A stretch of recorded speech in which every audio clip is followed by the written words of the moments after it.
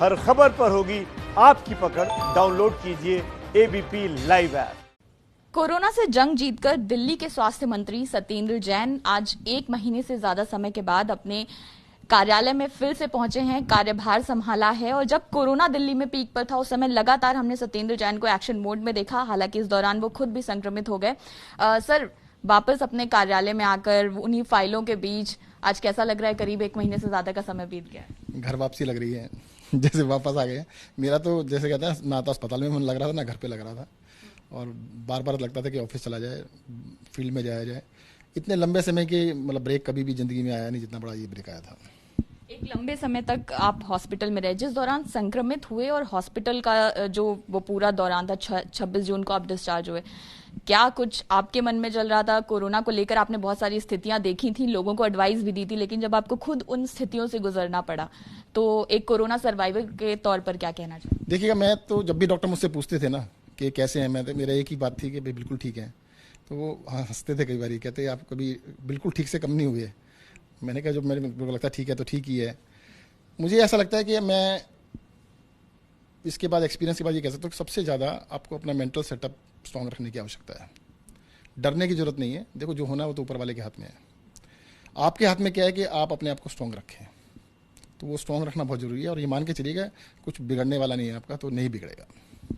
एक समय जब स्थिति थोड़ी गंभीर थी उस समय परिवार भी परेशान था, तो ये भी सवाल उठे कि अब जब आप एडमिट हुए तो आप राजीव गांधी हॉस्पिटल में हुए जो दिल्ली सरकार का है, उसके बाद अब प्राइवेट हॉस्पिटल में शिफ्ट हो गए, तो उस दौरान जो सवाल उठ रहे थे उसके बारे में कुछ कहना चाहेंगे? देखिए, जब मेरे को एडमिट कराया गया राजीव गांधी में, मैं खुद गया था। हमारे हॉस्पिटल रात को 12:30 बजे गए थे। काफ़ी डॉक्टर साहब ने कहा कि तबीयत काफ़ी ख़राब है, ऑक्सीजन वगैरह पे लगाया गया। जिस दिन मुझे शिफ्ट किया गया तो मुझे सलाह दी डॉक्टरों ने कि भी प्लाज्मा देने की आवश्यकता है। राजीव गांधी को तब तक परमिशन नहीं मिली थी। राजीव गांधी हॉस्पिटल को परमिशन में कह रहे थे 2-3 दिन और लगेंगे। तो इसी वजह से भाई क्योंकि इमीडिएटली डॉक्टर्स ने सलाह दी थी कि इमीडिएटली देने की जरूरत है, इसलिए शायद शिफ्ट किया गया था। प्लाज्मा थेरेपी की जहां तक बात करें, आपने भी प्लाज्मा थेरेपी ली, उसकी काफी पॉजिटिव साइंस है। दिल्ली में इस दौरान 2 प्लाज्मा बैंक भी बन गए। आप अभी प्लाज्मा थेरेपी को लेकर क्या सोचते हैं? और जितने स्ट्रांगली आप पहले इसको प्रमोट कर रहे थे, अब और ज्यादा स्ट्रांगली प्रमोट कर? हाँ, बिल्कुल, इससे ज्यादा भी स्ट्रांगली करेंगे। अब तो मैं खुद प्लाज्मा डोनर बनने जा रहा हूँ थोड़े दिनों में। जिस दिन मुझे डॉक्टर अलाउ कर देंगे उस दिन मैं प्लाज्मा डोनेट करके आऊंगा। मतलब जिस दिन आप एलिजिबल हो जाएंगे उस दिन दिल्ली के स्वास्थ्य मंत्री भी प्लाज्मा डोनेट? जी, 100%। मैं तो जिस दिन आया था मैंने कहा भाई मैं कल दे आता हूँ। डॉक्टर ने कहा नहीं, अभी पहले रिकवर होने की फर्स्ट स्टेज है। और मैं बता दूं कि देखो, अभी 3 दिन पहले तक मुझे डेली ऑक्सीजन की जरूरत पड़ती थी।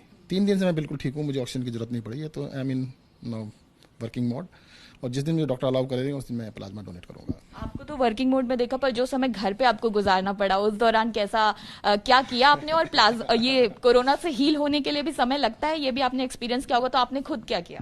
देखिएगा, हीलिंग का मैं बताऊं आपको, जैसे घर पे भी आ गए, उसके बावजूद भी डेली ऑक्सीजन कम हो जाती थी, सांस फूलती थी, कई सारी सिम्टम्स से। तो जब ऑक्सीजन लगानी पड़ी तो बड़ी फ्रस्ट्रेशन हुई। तो डॉक्टर से बात की, कहते सर दवाइयों ने जो करना था कर लिया है, दवाइयाँ अभी भी चल रही हैं।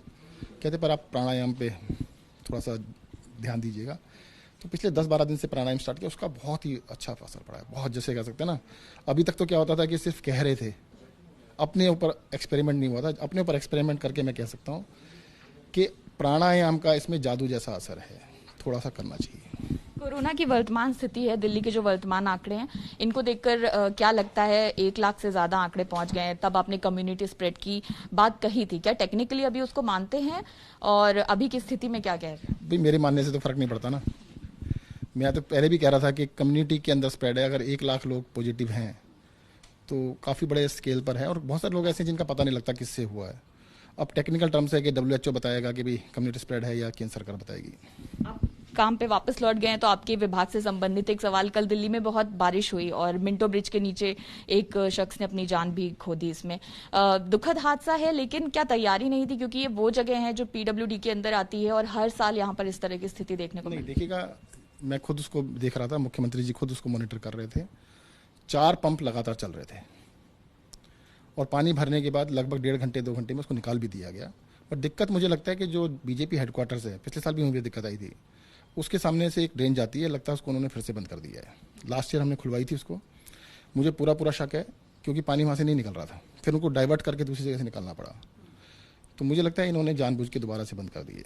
एक आखिरी सवाल, दिल्ली के लिए अब आगे क्या एक्शन प्लान होगा, क्योंकि कोरोना तो अभी जाने वाला नहीं है जैसा आप खुद कहते हैं, तो क्या स्वास्थ्य मंत्री का आगे का पूरा? मुख्यमंत्री जी ने 2-3 चीजें कही थी कि एक तो जितने बेड्स ऑक्यूपाइड हैं आप कोशिश करते 3 गुना तैयारी करो, जब आधे पे आ जाए तो फिर 3 गुना की तैयारी करो। तो मुझे लगता है वो फार्मूले की वजह से कि जैसे जब हमारे पास 500 पेशेंट थे हम 1,500 की तैयारी पे थे, जब 2,000 थे हम 6,000 बेड लेके रखे थे, आज हमारे पास लगभग 4,000 के करीब पेशेंट है तो 16,000 बेड है हमारे पास। तो हम ये 3 गुना वाली तैयारी पे रहेंगे, क्योंकि कभी भी दोबारा से स्पाइक आता है, दोबारा से लोग आते हैं, तो उसके लिए फिर तैयारी के लिए समय नहीं है, तो हम तैयारी करके रखेंगे।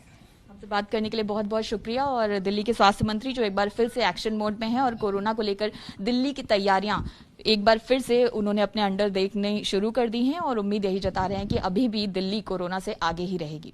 कैमरा पर्सन आशीष सक्सेना के साथ Anjali Singh, ABP news, Delhi. ABP news आपको रखे आगे।